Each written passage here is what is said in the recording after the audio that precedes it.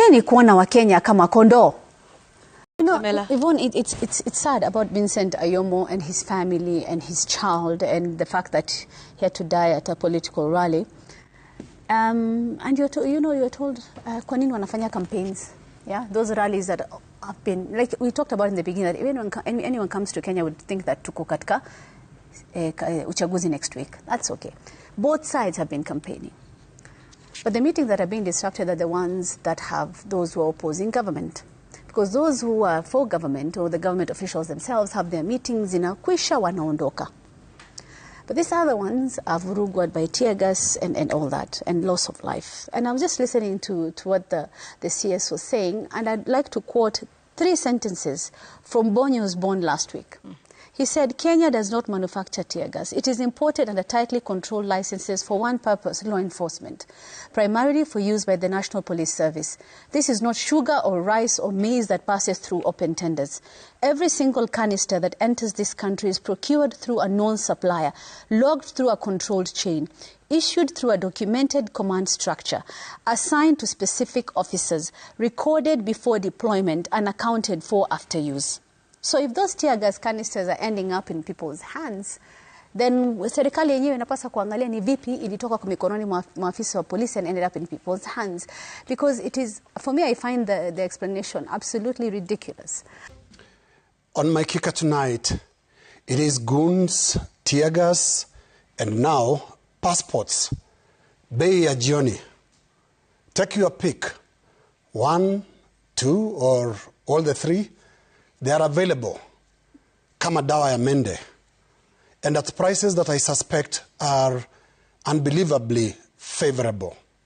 The current administration, we don't lose sleep over such soft matters as poor judgment. You see, here we operate at scale. Take the 11 billion shilling Shah controversy. Questions raised, procurement concerns, public confusion. Response? Denial. Nothing is wrong. Nothing to see here. Move along. There's no scandal. Everything is working perfectly. Poor judgment? Please.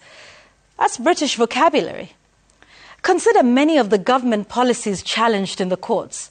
Court suspensions, verdicts of unconstitutional, no public participation, government insistence, policy by legal tug of war. Poor judgment? Or bold experimentation on 50 million citizens. Then there is cabinet communication gymnastics. One minister announces, another contradicts, a third clarifies. Whole of government approach, they call it.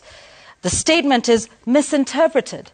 Figures are quoted, then corrected. Global statements are walked back. Poor judgment or strategic ambiguity?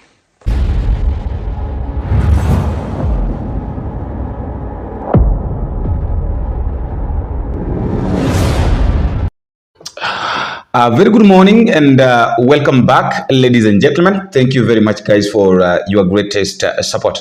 I'm a little bit sorry for the echo, but just bear with me.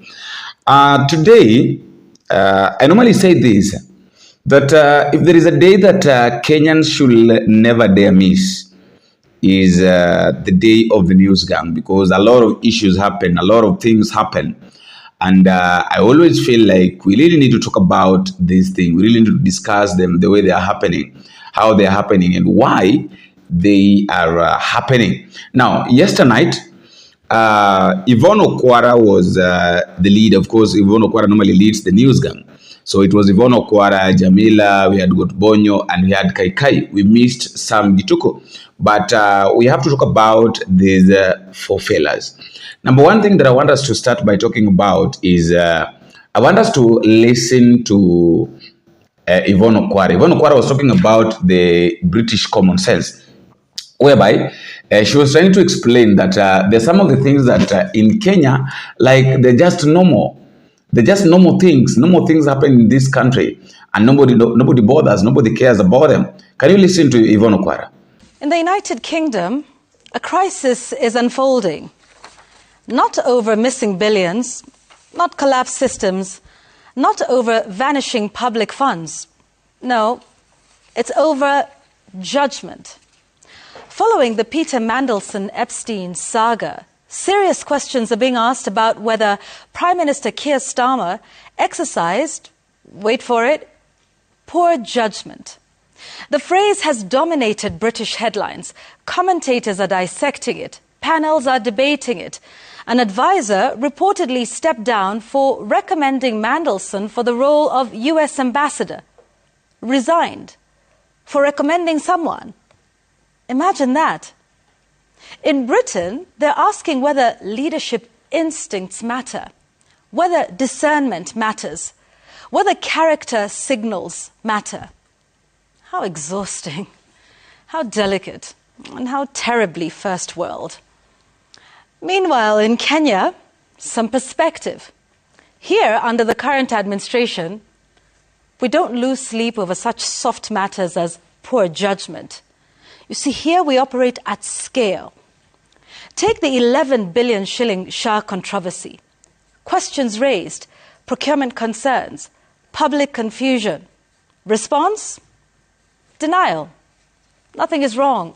Nothing to see here. Move along. There's no scandal. Everything is working perfectly. Poor judgment? Please. That's British vocabulary. Consider many of the government policies challenged in the courts. Court suspensions, verdicts of unconstitutional, no public participation, government insistence, policy by legal tug of war. Poor judgment or bold experimentation on 50 million citizens. Then there is cabinet communication gymnastics. One minister announces, another contradicts, a third clarifies. Whole of government approach, they call it. The statement is misinterpreted. Figures are quoted, then corrected. Global statements are walked back. Poor judgment or strategic ambiguity. But you see, the British are so adorable. See, there an advisor resigns because a recommendation may reflect poorly on leadership judgment. Here, billions can hang in question. Policies can wobble mid-implementation, and the loudest outrage is directed not at the decision, but at those who ask about it. You see, while the British whisper judgment matters, we respond, why are you being negative? They worry about optics, we manage magnitude. But honestly, someone should reassure Keir Starmer. Sir, come to Kenya. Here, poor judgment is not a headline. It's not a resignation letter. It's not even a parliamentary inquiry. It's a regular Tuesday or a Friday. You see, here, you can appoint, fire, reappoint, redeploy, deny, clarify, unclarify, announce billions, re-announce billions. And if anyone raises an eyebrow, simply accuse them of pessimism, unpatriotism. Singapore, that discipline miracle we love to reference in speeches, is the land of ruthless accountability, the place where public office demands precision and corruption is hunted, not explained away. And we ask whether we will ever get there with our relationship to judgment, with our instinct to deny before we investigate, with our comfort with confusion. You know, perhaps the British are not so soft after all. Perhaps they understand something fundamental. Before the billions disappear, before the systems collapse, there is a quieter warning sign: judgment. The kind that is exercised before you sign, before you appoint, before you announce, before you spend. The kind of judgment that builds Singapore. But what do the British know anyway? I mean, they're only worried about poor judgment. We are operating at 11 billion. That's my take. The second person that I want us to listen to is Kaikai.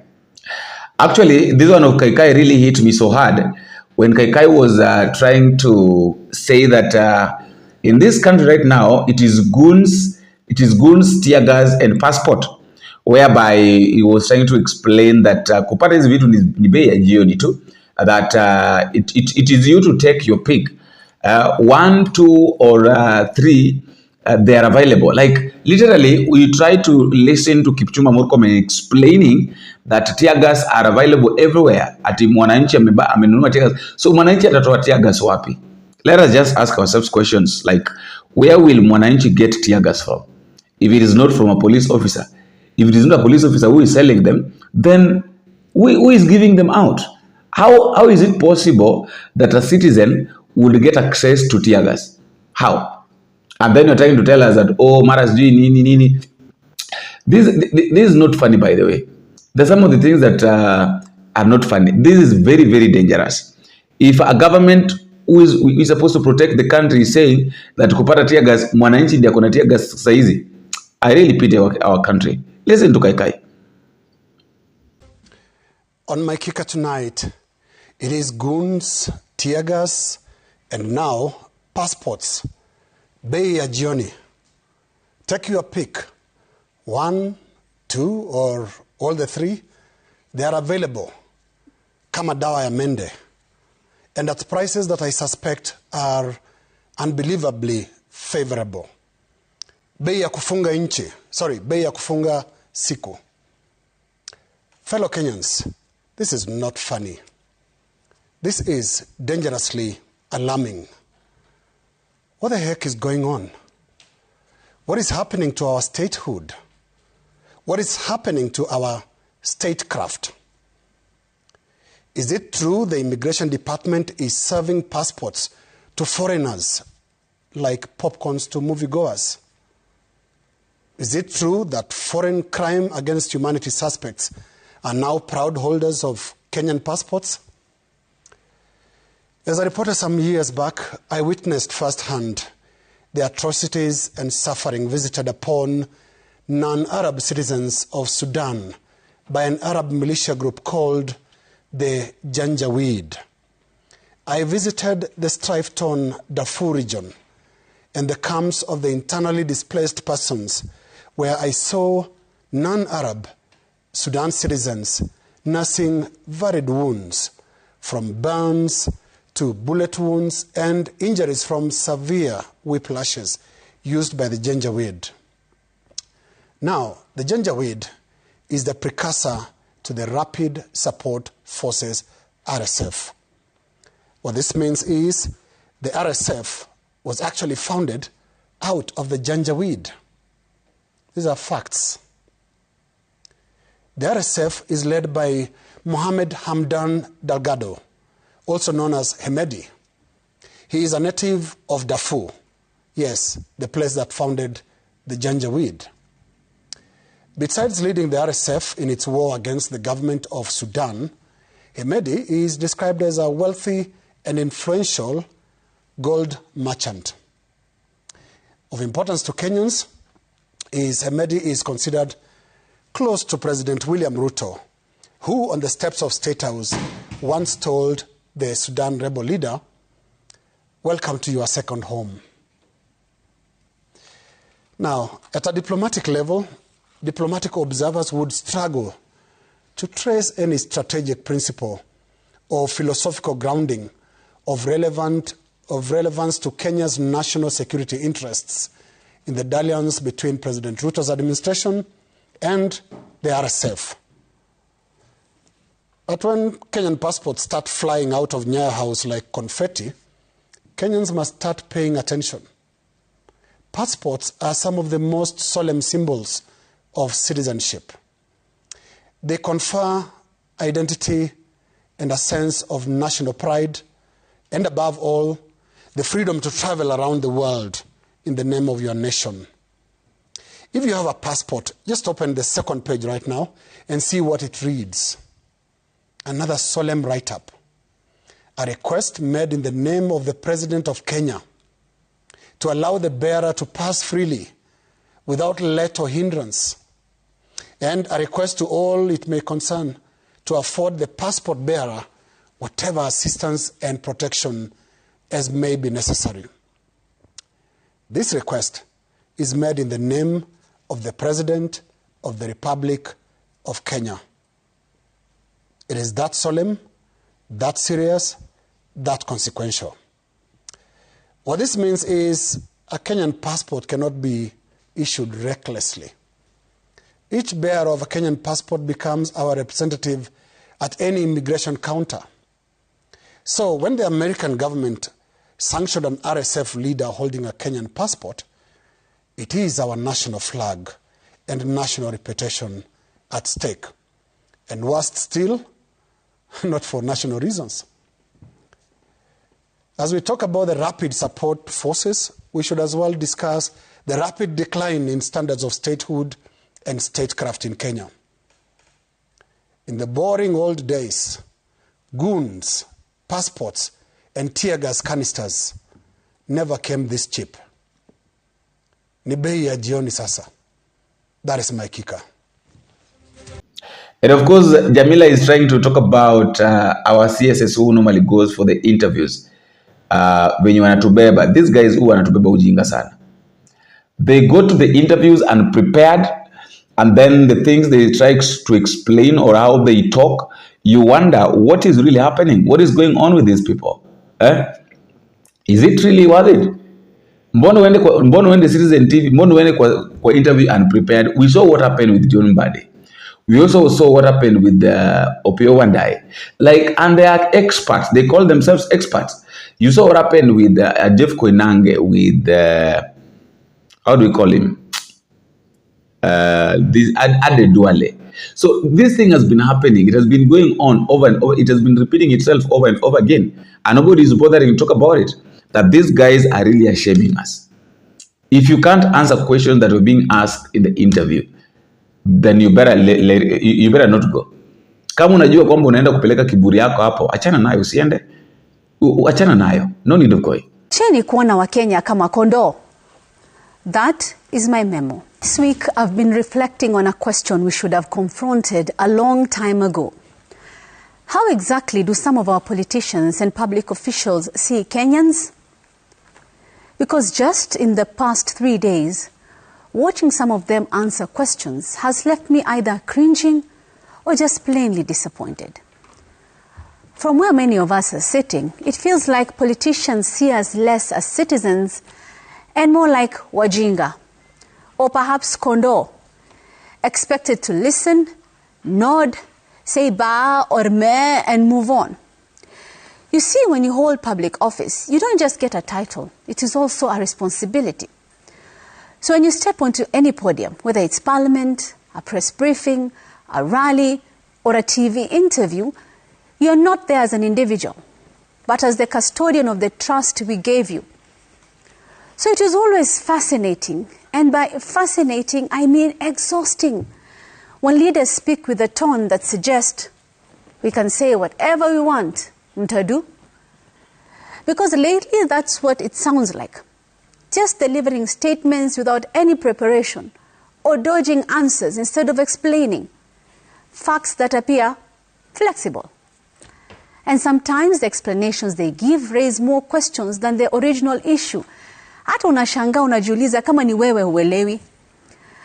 And here's the thing, Kenyans are not unreasonable. We do not expect perfection. You all have so many flaws, hata perfection hatutaraji. I blame us for this. But that is a story for another day. We don't expect that you will have all the answers at your fingertips, but what we're expecting is some honesty and respect, and that when you stand before the public, you will treat that moment with the seriousness it deserves.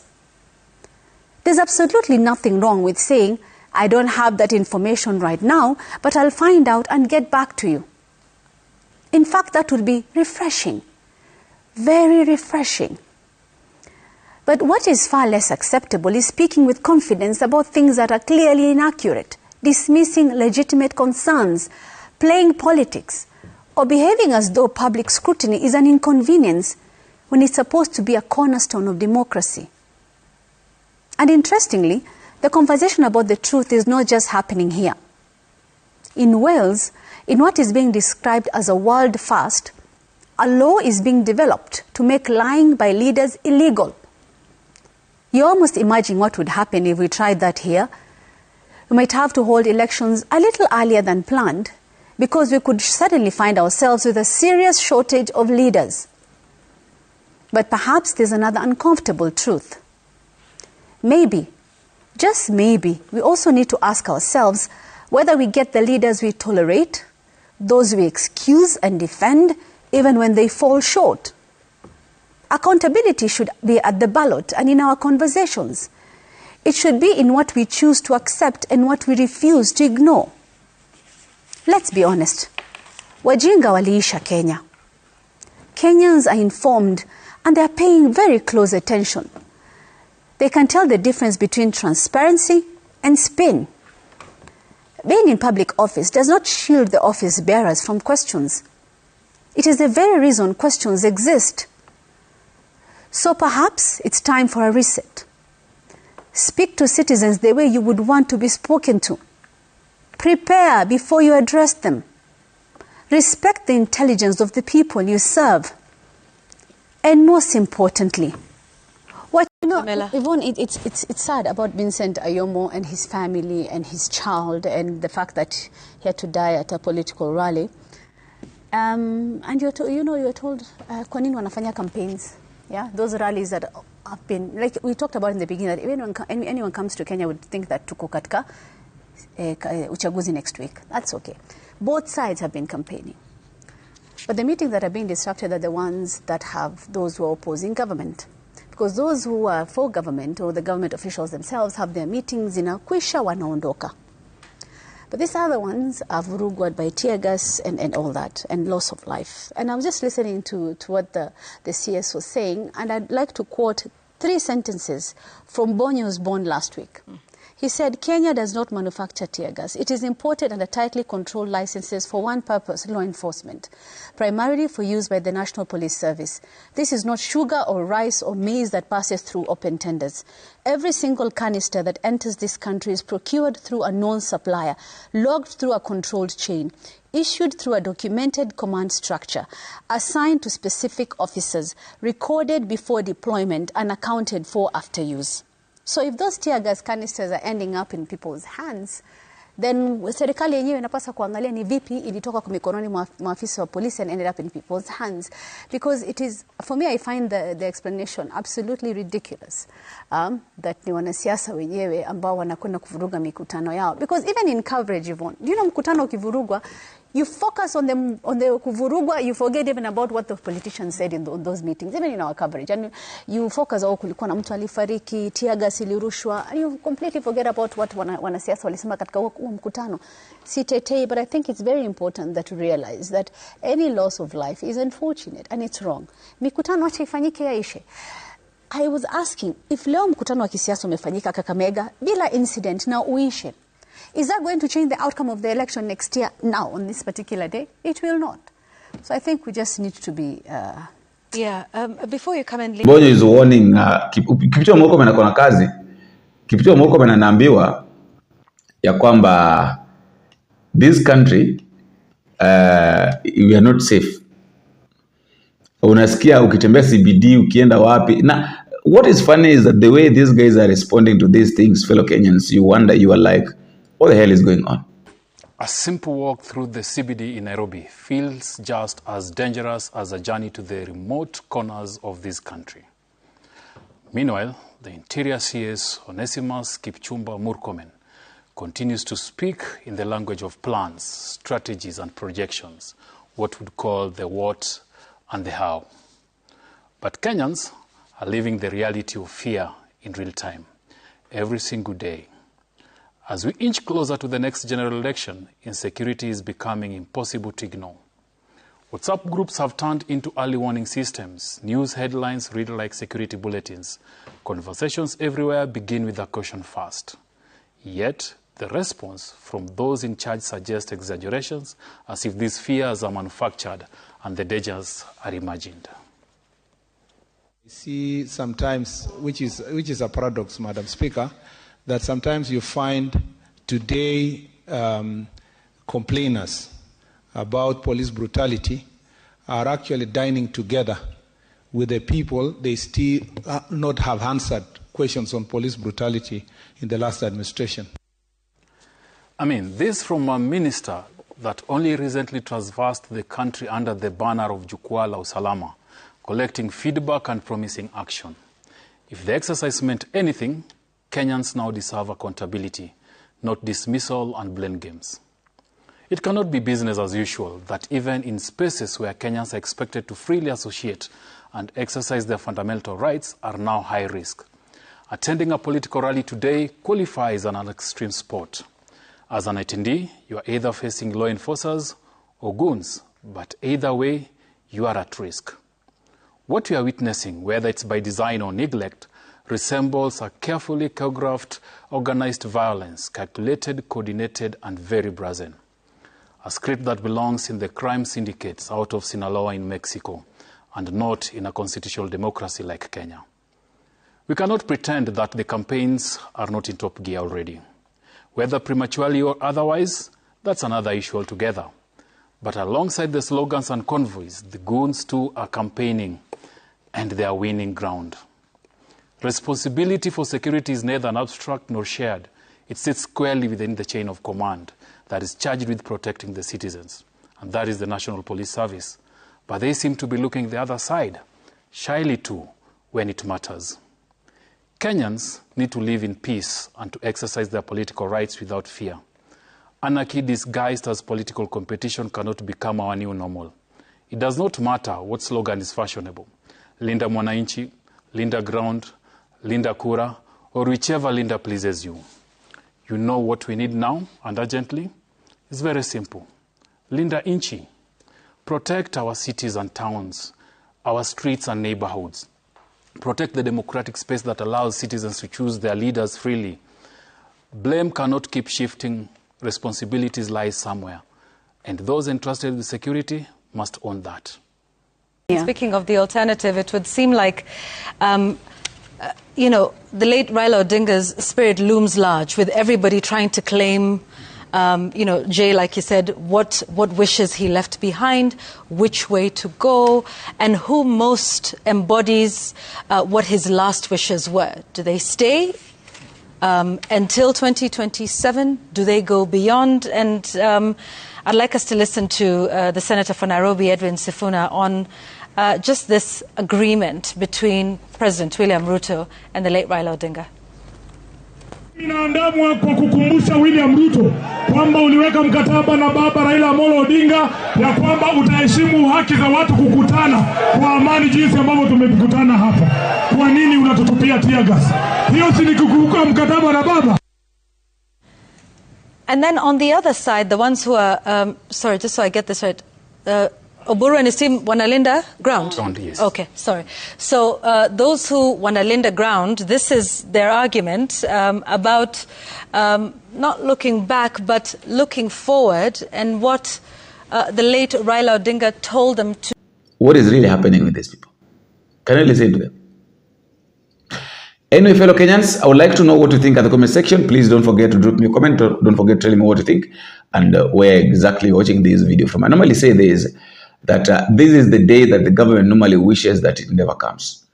Because the things they do, the things they say, really hits the government so hard to a point that the government wants it not to come.